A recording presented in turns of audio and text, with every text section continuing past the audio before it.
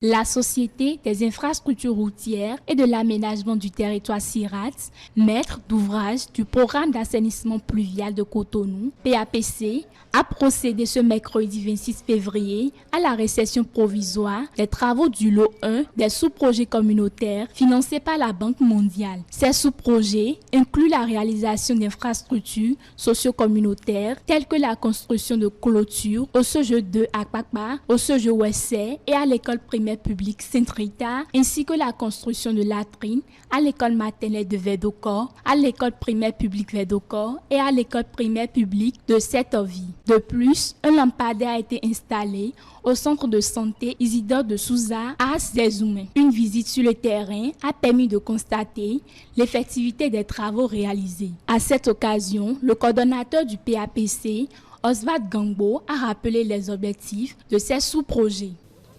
L'objectif, comme on l'a dit, c'est dans un premier temps d'obtenir l'adhésion des populations, de réaliser des choses qu'elles ont identifiées elles-mêmes, parce que ça fait une différence entre bénéficier d'un ouvrage qui a été identifié à un niveau beaucoup plus élevé et bénéficier d'un ouvrage qu'on a identifié. Je pense que c'est quelque chose qui touche davantage les populations et qui permet aux populations des zones traversées de bénéficier directement de quelque chose.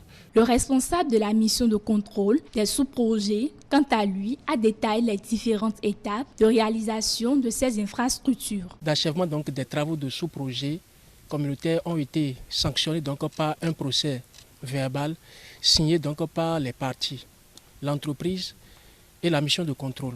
Après, il y a eu donc des prévisites qui ont été effectuées donc par le maître d'ouvrage et aussi sanctionnées donc par un PV. À sa suite, quelques directeurs et directrices des établissements bénéficiaires ont exprimé leur satisfaction par rapport à la mise en œuvre de ces réalisations, tout en soulignant l'impact positif de ces infrastructures dans le système éducatif. Vraiment, je suis d'abord émerveillé et par rapport au fonctionnement, ça a créé une sécurité totale.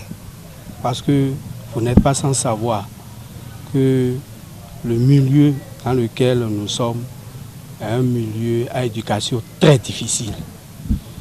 Et la clôture